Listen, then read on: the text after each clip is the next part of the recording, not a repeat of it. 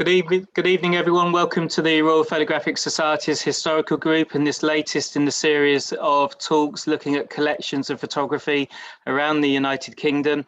It's my pleasure this evening to introduce Gilly Read, who's chair of the RPS Historical Group, who will introduce our speakers this evening. Gilly, over to you. Well, hello, everybody. Tonight we are with the members of the Wick Society, who have looked after the Johnston Collection for a number of years. There are a great number of negatives. It is estimated that the Johnstons made over 100,000 glass plates and other negatives between 1863 and 1875. It was a huge family concern. The museum has displays in several rooms, and they depict the life of Wick and a wonderful display of photographs, many of which show the halcyon days of the Wick fishing industry, when the herring fleets would land huge quantities of silver darlings to be gutted, salted and packed in barrels to be sent to the colonies to feed the soldiers and slaves. 50,000 negatives are held in trust by the Society, of which, I think this is right, 40,000 have been digitized, but doubtless if that's wrong, Ian and his collaborators will tell us. The Johnston Collection is about the people of Wick and its life, not just the fishing industry.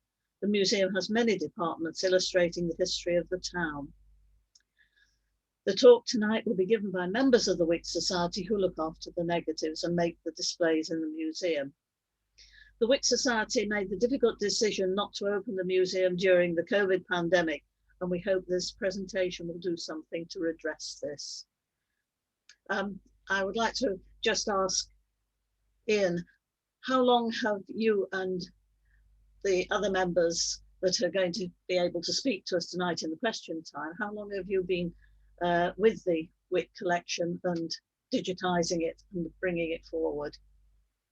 Well, personally, I've been here for about 5 or 6 years, but my colleagues, Fergus Mather and Alf Gunn, who are also here, they are much more long-standing members. Mm-hmm. Yes. Somewhere around 14, 15 years, I believe. Oh, that's Alf, isn't it, who's been, yes. Oh, well, I think then I will just hand over to you, Ian, and you can, all the questions I was going to ask you, I think you've already got the answers to in the talk, so over to you. Well, thank you, and good evening, and thank you very much for inviting the Wick Society and the Johnston Photographic team to participate this evening. As Gilly said, my name's Ian Leith, and I'm joined tonight by Fergus Mather and Alf Gunn, and they will join me front of house a little later. The Wick Society, of course, is an overarching charitable body that cares for the Wick Heritage Museum. We have a number of traditional boats. We have an oral history programme called Wick Voices, and of course the Johnston Photographic Collection. And it's the Johnston story that we want to look at tonight. And it began really in 1830 when the plumbing firm of Charles Coventry of Edinburgh sent one of their young plumbers to Wick to work on the lead flashings of the then new parish church. And as soon as technology doesn't work, there we go. There you can see the church in the background. And this young plumber was called William Johnston. And William found in Wick a burgeoning community where, at that point in time, under the auspices of the British Fisheries Society, Thomas Telford had planned and built a new harbour and the village of Pulteney Town, named after Sir William Pulteney, governor of the British Fisheries Society. Building of the harbour had begun around 1805, and here was just the place for a young plumber to settle. So he stayed, he married, and had a family, and the firstborn of that family was Alexander Johnston. Alexander was an artistic young man, and he began to develop an interest in this new art form of photography. And by 1863, he had the confidence to set up his own photographic business. Looking back on that time, he must have cut something of a strange figure as he trundled his hand cart containing a portable darkroom and camera around the streets of Wick.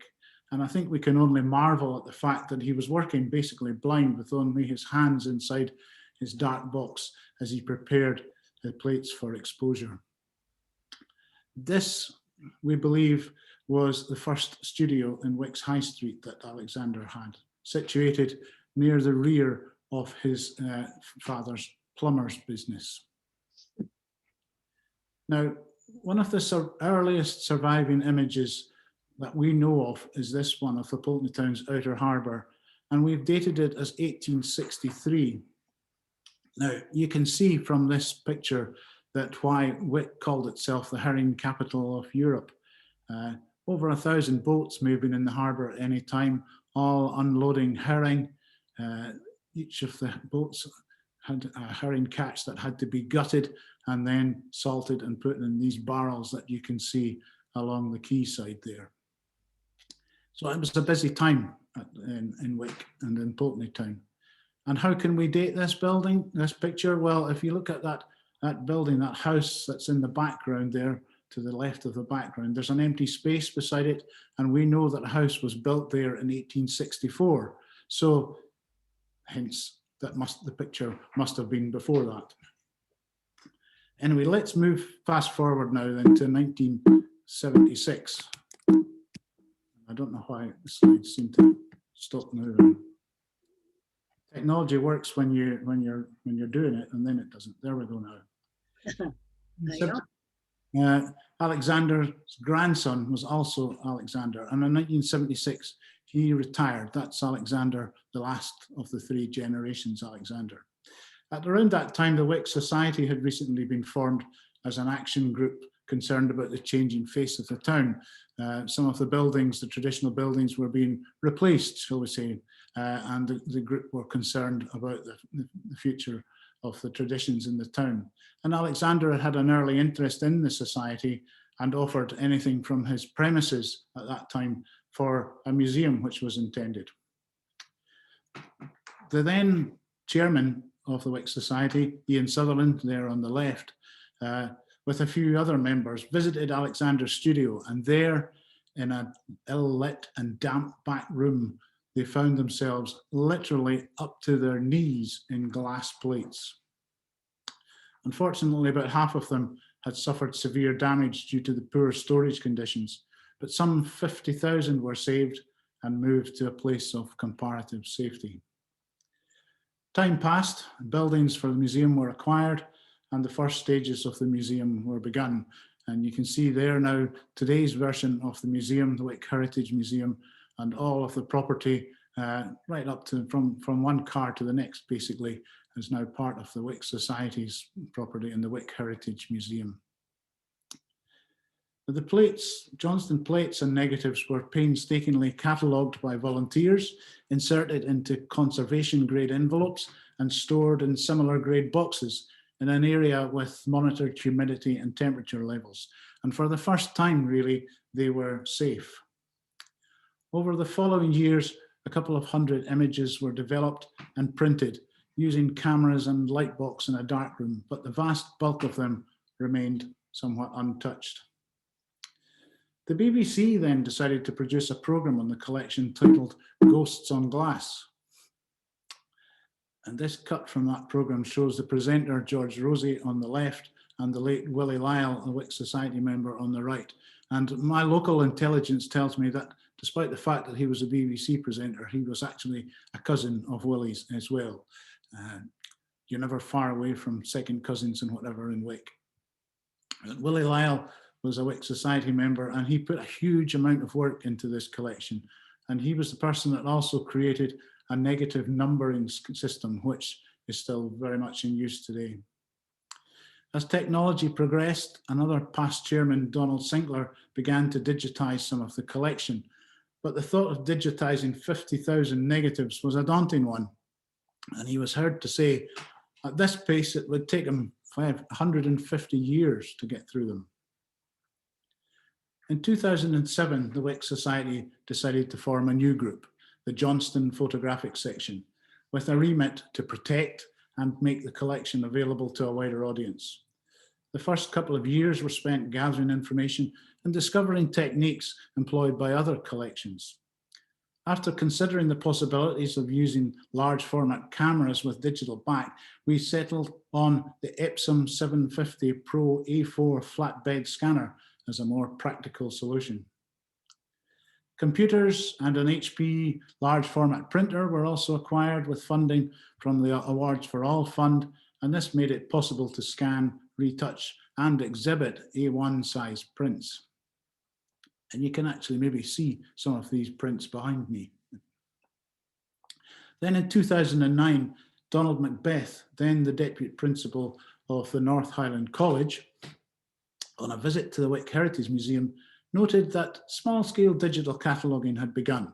It was clear to him that the Society had already identified the potential of ICT to help manage the collection and thereby, of course, reduce the risk of physical deterioration of the images. And he resolved to do what he could to help further unlock the potential of this wonderful resource. His initial discussion centred around how ICT and the internet in particular could be used to generate an income stream from the collection, and of course that would contribute as well to the costs of preservation. This vision involved securing funding to create the capacity to digitise large parts of the collection, creating an e-commerce system to promote and sell images online. An opportunity presented itself when Donald Macbeth read a call for funding projects from JISC, the Joint Information Services Committee. They provided access to online resources for the higher education sector and were seeking to populate an online repository of images available to students. North Highland College, in partnership with the Wick Society, submitted a bid to JISC and were delighted to learn that ours was one of the projects selected for support. The college then submitted a further successful bid, which enabled the Johnston team to increase the size of the digital collection and create the systems and the structures for a web-based e-commerce system. This enhanced scope of the project now also provided an excellent opportunity for high quality learning and development experience and for college students and indeed the Johnston team. Digitisation activities then commenced in earnest and 20 project volunteers commenced their studies for a professional development award in digital imaging. This was the first time that this qualification had been gained by students of the University of Highlands Islands Partnership. In June 2009, the contract with JISC was signed and the equipment, scanners, file systems, etc. were ordered. Fergus Mather of the Wick Society met with Mark Farr of the College Media Department to view and discuss experimental scans before a final decision was made of suitable scanning resolutions. Although the negatives vary in size, it was decided to settle for a standard scan resolution of 1200 dpi. The Epson 750 Pro scanner had proved to be capable of very good results, and the skills developed, they began to adjust levels so as not to lose any detail in the light and dark areas and scan with no dust removal or sharpening. Even the smaller negatives scanned at 1200 dpi were capable of producing A1 size prints for exhibition, rich in tone and detail with only a little interpolation in Photoshop. All the images are saved as scanned in full-size TIFF files, with a copy being used for any retouching. Now, conservation is actually beyond the skills of the present group of volunteers, so each negative is handled as little as possible during scanning before being replaced in its individually numbered archival sleeve. And because of the age and previous poor storage conditions, some of the negatives have emulsion damage and scratches which show up quite clearly in the enlarged prints. This can be aesthetically pleasing or a distracting blemish to be removed by Photoshop. This slide is an example from the Ben Morvan distillery at Gerston, and you can see that it has suffered some damage, but when you use this, look at this slide, has been retouched to remove that distraction and generally enhances the image without any loss of detail. The Ben Morvan distillery at Gerston is in Halkirk in Caithness. It's always been a popular place for distilleries, Caithness. We do like the drop of this stuff. In this image, and Ben Loyal in Sutherlandshire, there's a great deal of damage and distraction, which when the photo is then photoshopped, it makes for a much more commercially desirable image. So the Johnstons, of course, were producing postcards, so this was much more saleable. Not every image was retouched, as often small blemishes adds a period feel and helps preserve the integrity of the image. A smaller number of negatives, too large for the A4 scanner, were photographed using a Canon 5D Mark II on a copy stand with a light box, and these produced good quality A1 prints.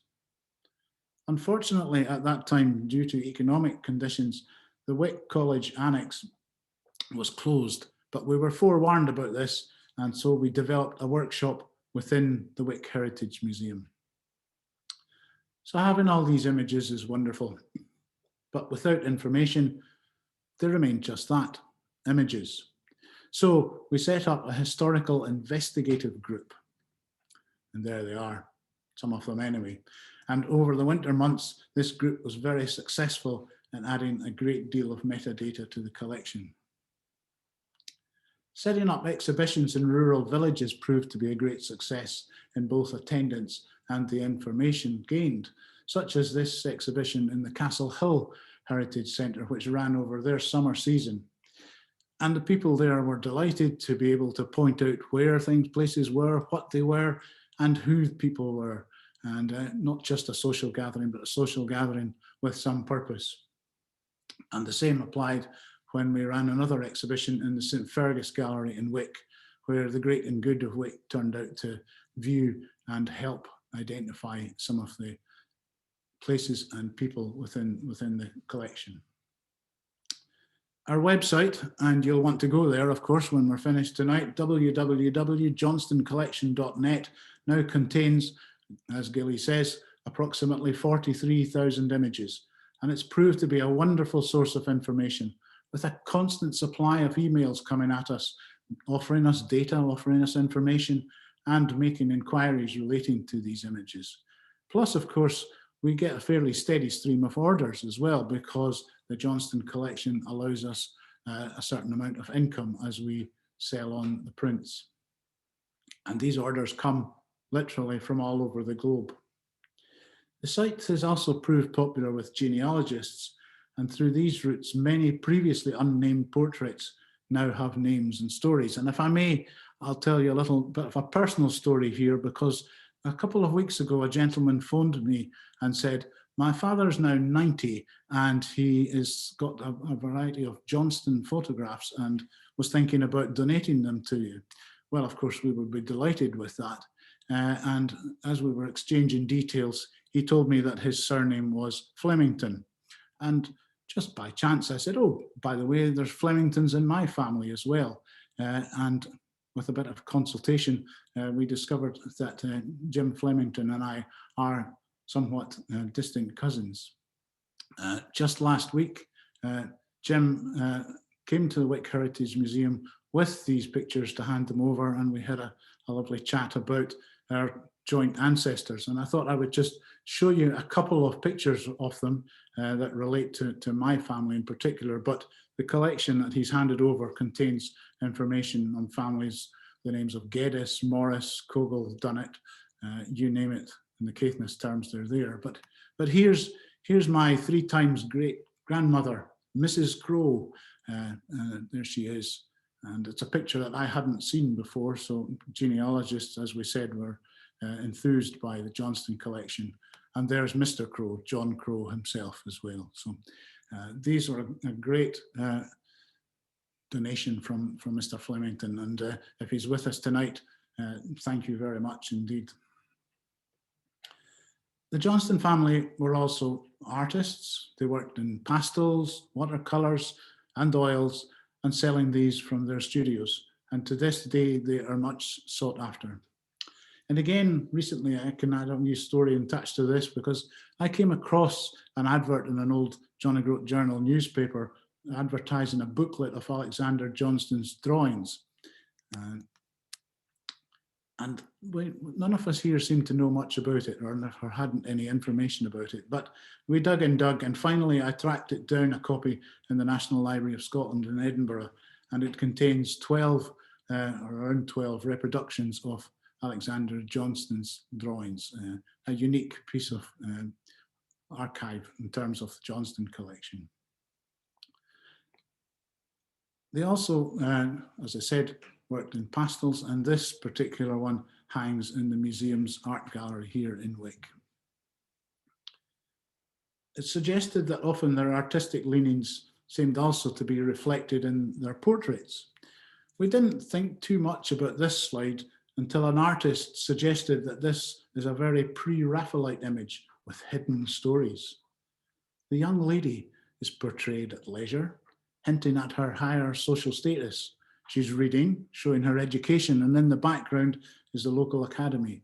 Light is streaming in the window, suggesting illumination. And if the flowers could be identified, there would be a message there in the Victorian language of flowers. If anyone can identify the flowers, then maybe they can also identify the Victorian language. Whether or not all that was Johnston's intention, we will never know, but it is a lovely thought. In contrast, Alexander produced this slide, an image of his family member standing on a balcony, and this one of Alexander himself with his son William, and this was captured around about 1892. These puzzled us at first. We knew his studio at one time overlooked Wick Town Hall with the bay in the background, but we could not identify where this balcony could have been on the building. So we took the image to his grandson, Alec, who at that time was 100 years old, and he just laughed and said, "That's my grandfather's idea of a joke. The view is correct, but he has overlaid the images of the balcony from somewhere entirely different." So image manipulation was alive and well in Wick in around 1892. The Johnstons were practical as well and were constantly out and about capturing local scenes for sales as postcards. And then in 1869, gold was discovered in the Strath of Kildonan. Alexander and a friend travelled by horse-drawn wagon with a portable darkroom to Kildonan. You can see on the map there where it is. And he'd captured there. The journey, in fact, took them 4 days.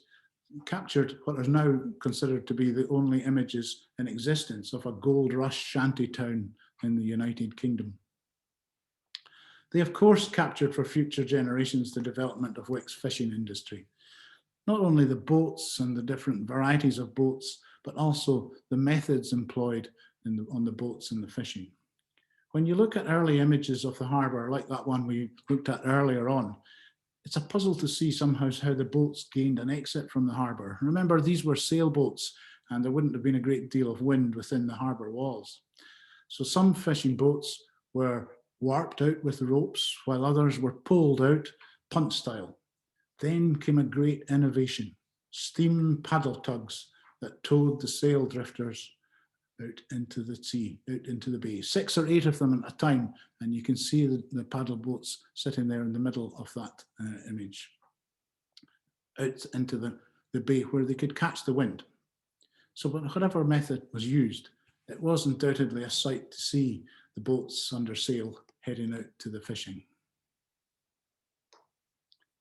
The Johnston Photographic Collection is also an important historical reference point.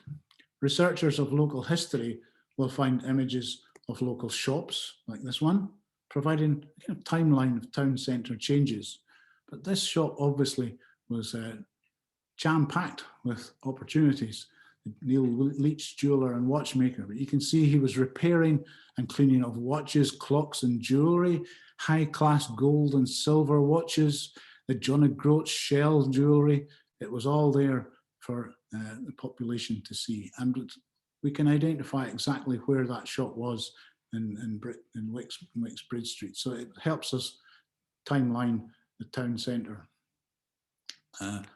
Other slides, other images give us a glimpse into the working life of the past. Here we've got some blacksmiths, and we can understand the different trades that were associated with the fishing industry, because the fishing industry gave rise to lots of ancillary trades like basket making, rope making, barrel making, and so on. And they also photographed groups of people like the Wick Girls Pipe Band. Now, the Wick Girls Pipe Band are quite unique, or almost unique, in that apparently there was only 2 girls' pipe bands in the whole of the United Kingdom. One was in Wick, and the other, strangely enough, was in Dagenham.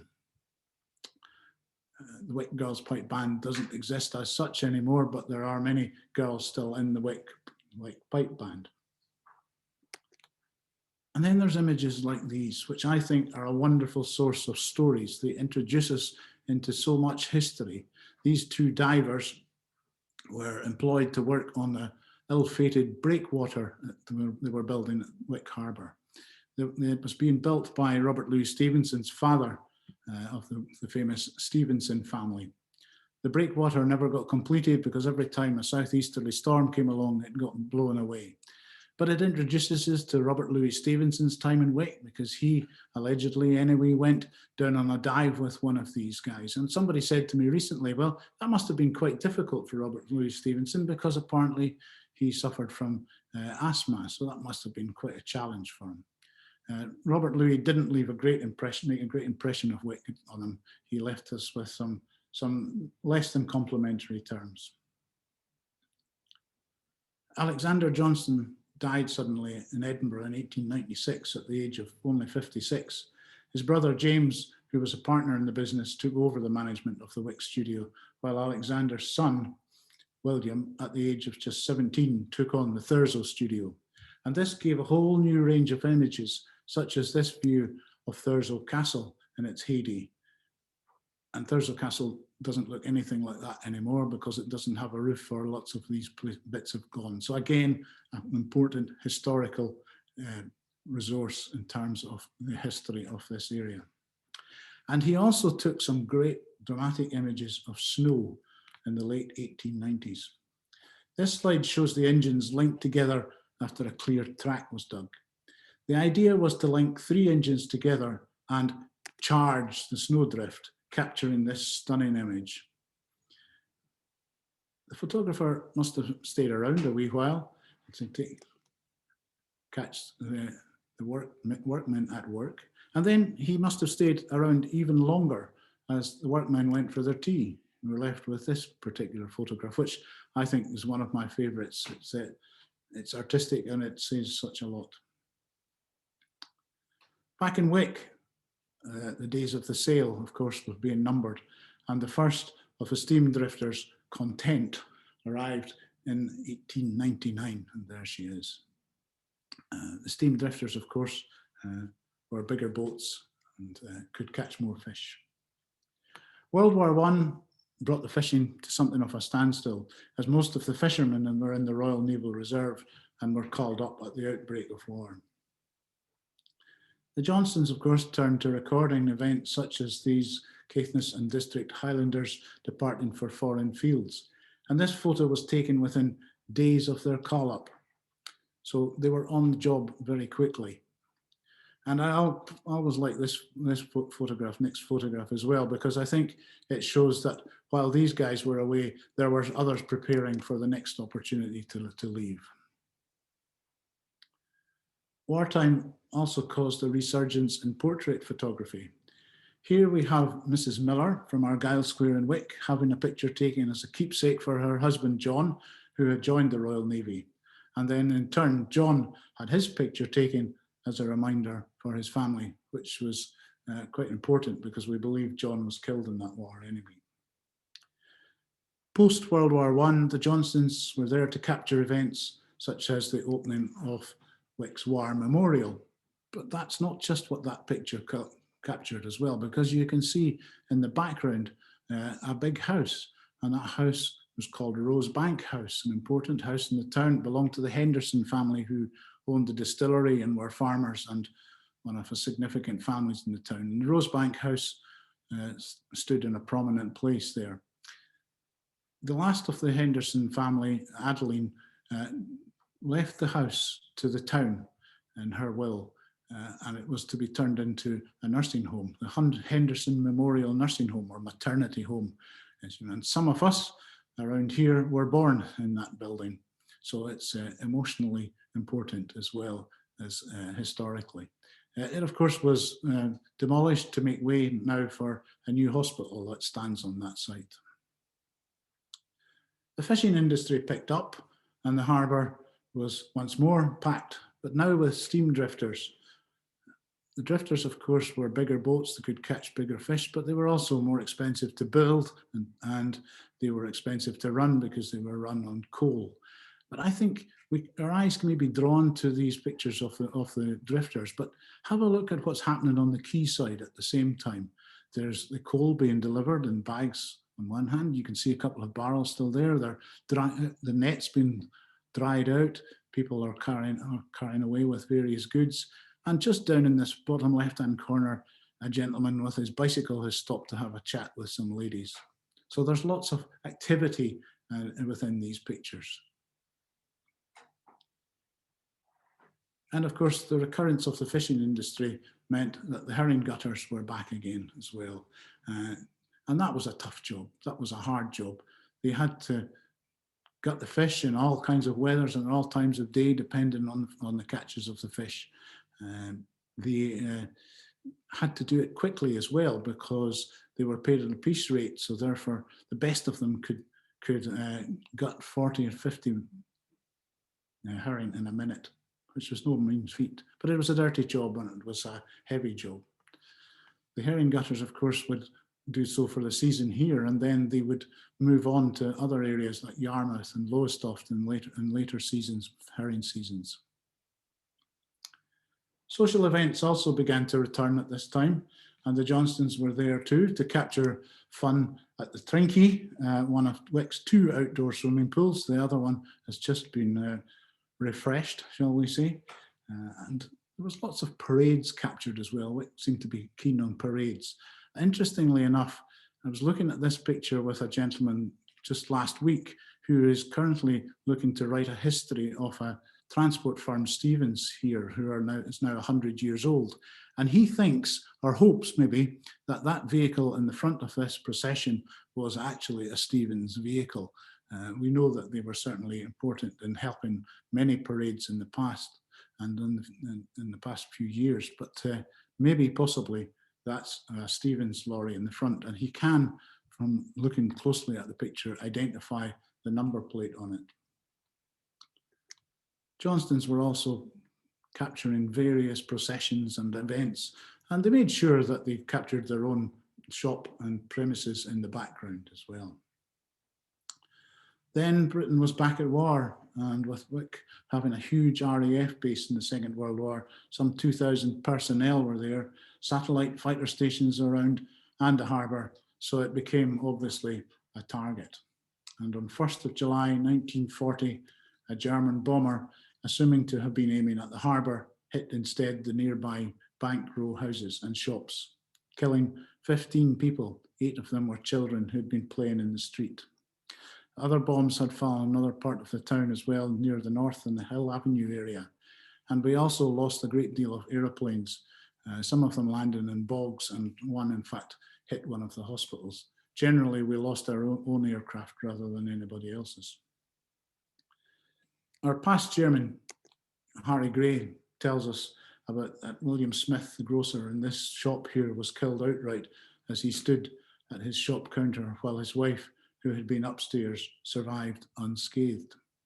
Also in an upstairs room was Alex Stephen, a tailor, and again, Harry has told us how that when the bomb went off, Mr. Stephen found himself suddenly on the ground floor, still holding his needle and thread, but minus his trousers. A few miles outside the town is the village of Watton, and there was a prisoner of war camp holding some very significant prisoners. Johnston was on hand to photograph them both full face and in profile. Maybe these were for identification purposes, should the prisoners escape. Some did, but I think they didn't get very far.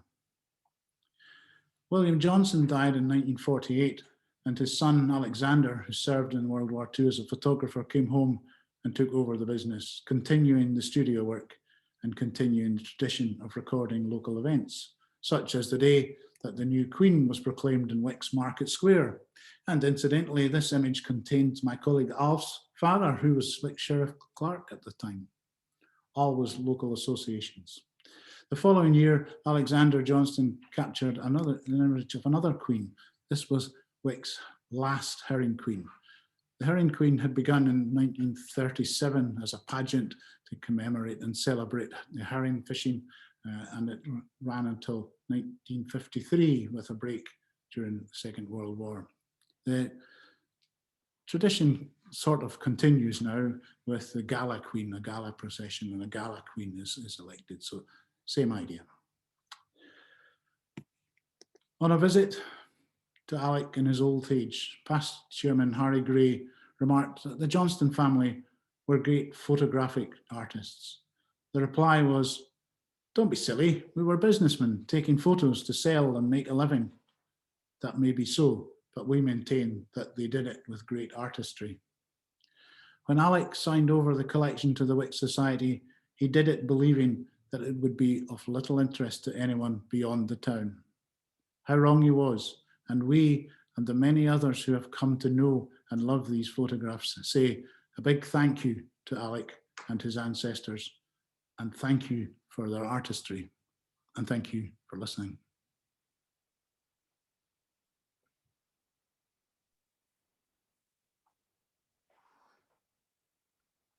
Great, thank you, Ian. That was a wonderful presentation. I think, Gilly, you might have some questions, or if you have questions in our audience, please feel free to put them in the chat and we'll relay those back to Ian and his colleagues. There's a question that's come in just regarding the numbers. Just, do you have a sense of how many of the negatives have been digitized and are on the website? I'm gonna shuffle along here and let my colleagues come in who can maybe better answer that. What I can do is I can put another series of images to scroll across the screen while you're talking, if you wish. That'd be wonderful. I mean, the images are so wonderful. It'd be great to see as many as we can. Let's see. Yes.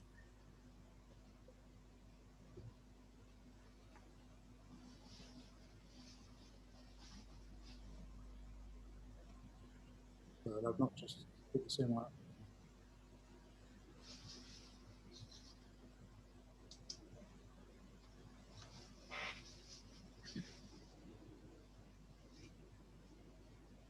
Bear with. I think, as you suggest, some of the images are... Right, we're shuffling around here. Welcome, Fergus and Alf, who will answer your questions more readily than possibly I can. As well, we can. Yeah. Okay, sorry, the question was how many images? Well, we have completed all of the digitization of the negatives that we have, which is just over 43,000. The estimate of 50,000 was just that, an estimate. But there is a rumor that some boxes are still around. Some boxes of negatives disappeared at some stage during the digitization, and we hope to find them and add those to the website. Good gracious. It was a great time, wasn't it, for people getting out into the country on bicycles? Yes. I don't know how on the earth people ever managed on penny farthings. There is a book that was done by on the cycling history, and it contains many of these cycling photographs. A friend called Roger Alma, who came up from Wales and was struck by one of the exhibits in the museum and researched it, and then began looking at the website and picked out details about bicycles made in France, inventions from America, British developments. It was fascinating.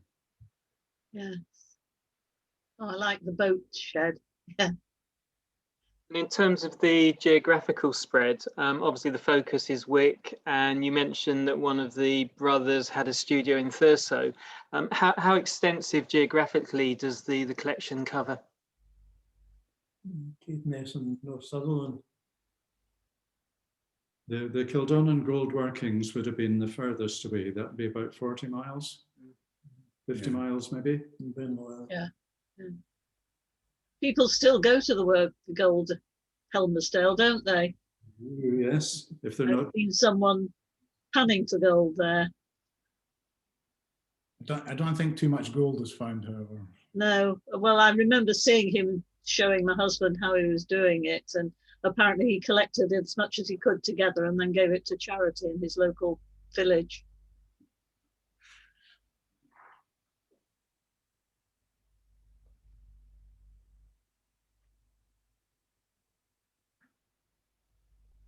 And is the collection appreciated by the people in Wick? Is it seen as an important resource for the town? I think the people of Wick are very proud of the collection because it is a time when Wick was very important and very busy. It was prosperous. It was the herring capital of Europe. Yes, there was lots going on then. Mm. And nice to say that the harbour is becoming quite busy again with pontoons and travelling yachts, as well as the local creel boats. Mm. Good. And of course, we are the supply base for the offshore wind farm as well. Oh, is it? Yeah.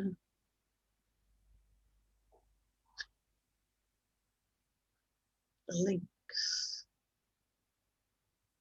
Is that a left-handed golfer?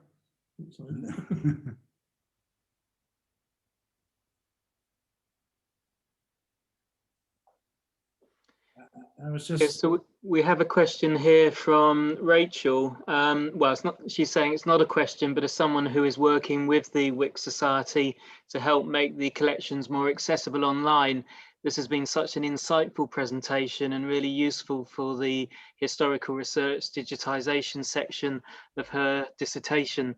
So it sounds like the collection is being used by youngsters and students as well as being the resource, the historical resource for the city. Yeah, and we'll be welcoming Rachel here sometime soon. Hi. Yep, you're getting me soon.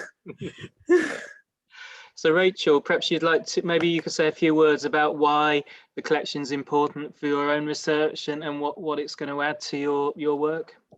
Well,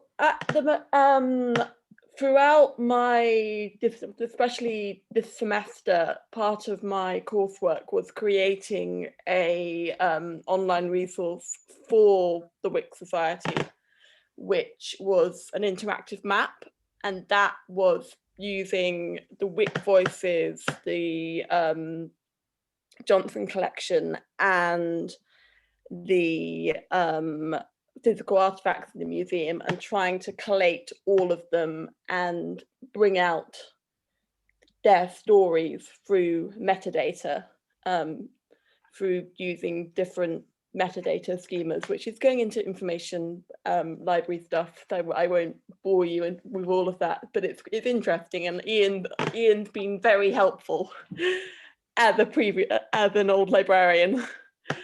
But I have gleaned quite a lot from my reading and from research, but just seeing it all together it's been really useful. And I didn't know anything about the digitalization process, so I'm very happy I've got a section of my dissertation I can fill you in now, which is great. But I think as a collection, it shows so much of the sort of the social changes, the political changes that went on in the Northeast. I'm not from around there, but I've just learned so much about it and what happened, and how the Johnstons managed to capture that, and how it's kept going, and it just needs to be more. It needs to be more accessible to people who may come to Wick because they're looking for family research, or they come and they just want somewhere to go. And there's a museum, let's go there. But just to know that it's got a better it will have hopefully a better online presence, and the photographs will be central to that. It's really exciting. Have you done?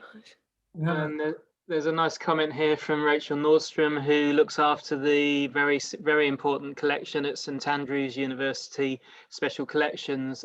She needs to leave now for another presentation, but she says it's wonderful to see the ongoing work with what she calls this very important local collection, and fantastic work by a dedicated team, which I think we would all echo. Yes, definitely.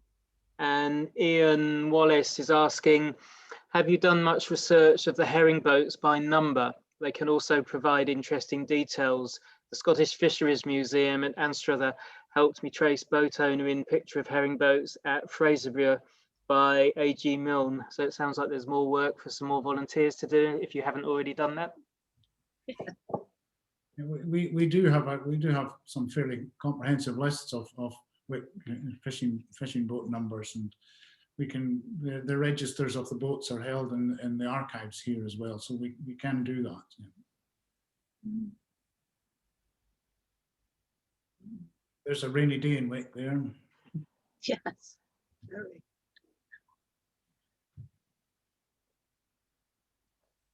So I think unless anyone has any more questions, I would urge people to go and look at the website, and perhaps Gilly, if you'd like to close the meeting and thank our speakers. Well, it's been a wonderful meeting and incredibly interesting, and an awful lot of hard work that you've all put in, and I'm so glad you agreed to do the talk for us. I did wonder whether you would or not, but it was, and you put so much work into it, and it was a very good presentation, and I'm sure everybody who watched it will have really enjoyed it. I know when Michael and I saw bits of it when we had a little rehearsal with you beforehand last week, we both thought, gosh, this is going to be good. And it has been extremely good. That's a beautiful picture now on the screen. They certainly did have technical skills and also artistic skills that were very great. And it's so interesting seeing all these people from the past as well.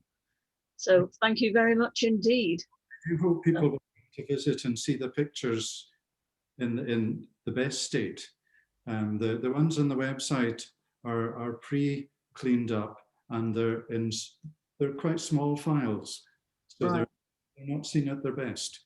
No. Well, the historical group did come to your museum in about, I think it was either 2014 or 2016. I think it might have been 16. And we had a wonderful time at the museum. And I do remember the gallery that you're sitting in with all the photographs in. It was very good. So I'll come again, I think. Can I just finally also thank our past chairman, Harry Gray, for the contribution that he's put into this, because he originally was maybe going to be part of this, but a lot of the script is his work. I can see Harry's in the audience, so thank you, Harry, on behalf of the Royal Photographic Society for the work that you've put into the presentation this evening. Well, I think on that note, on behalf of the historical group and on behalf of Gilly, thank you again for the work and the presentation, and for showing us what is such an important collection. For anyone else interested, this is part of a series of monthly talks that the group is running, looking at different photography collections across the UK. I think this is going to be a hard one to beat, but we shall do our best. So do keep a lookout for further events in the future. And thank you again to the Wick Society, Ian and your colleagues, and to Harry as well for all of the work, and enjoy the rest of your evening. Thank you. Thank you very much. Bye. Bye-bye.